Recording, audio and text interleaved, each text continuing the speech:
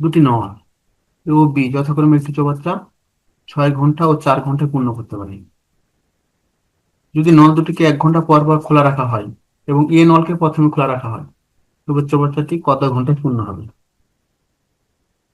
তাহলে প্রথম ঘন্টায় এ, দ্বিতীয় ঘন্টায় বি, তৃতীয় ঘন্টায় আবার এ, চতুর্থ ঘন্টায় আবার বি, এভাবে চলতে আছে। এটা মুখোমুখি হিসাব করা যায়। প্রথমে কি চিন্তা করি, প্রথম 2 ঘন্টায় এ করতেছে 1 ঘন্টা, বি করতেছে 1 ঘন্টা। তাহলে এ 1 ঘন্টা করলে কতটুকু করবে? 1/6। বি 1 ঘন্টা করলে করবে 1/4। তো লসিক হচ্ছে 12, এখানে হচ্ছে 2 + 3। এবার একটু আগে শর্টকাট শিখাই দিই।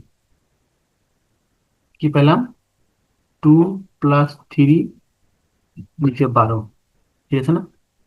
পরের সাথে কি, পরের ঘন্টায় আবার 1/6 যোগ হবে। 1/6 যোগ হওয়া মানে কি, আবার 2 যোগ হবে। 4 নম্বর ঘন্টায় আবার 1/4 যোগ হবে, তার মানে কি আবার 3 যোগ হবে। তাহলে প্রথম ঘন্টায় 2, দ্বিতীয় ঘন্টায় 3, তারপরে 2, তারপর 3, আবার 2, আবার 3। দেখো 12 যদি হয়ে যায় তাহলে 5, 5 × 5 = 10, এখানে আর যাওয়ার দরকার নাই। তাহলে প্রথম, দ্বিতীয়, তৃতীয়, চতুর্থ, পঞ্চম, তাহলে 5 ঘন্টায় দিয়ে শেষ। এটা হচ্ছে মুখোমুখি হিসাব, কিন্তু লিখিত ফরম্যাটে যখন করতে হবে, লিখিত ফরম্যাট হচ্ছে তাহলে আমি পাচ্ছি কত, 5/12 অংশ, তাই না? আমি এটাকে এখন 2 ঘন্টা পেলাম। এটাকে ডাবল করলে কত আসে? 10/12।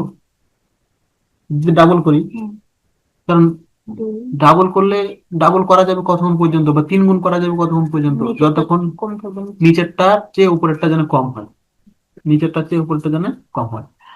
তাহলে পরবর্তী 2 ঘন্টায়, অথবা লিখতে পারি অতএব 4 ঘন্টায়, 4 ঘন্টায় পূর্ণ হয়।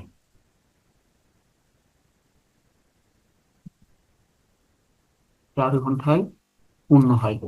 তাহলে 5/12 প্লাস 5/12 সমান হচ্ছে 10/12।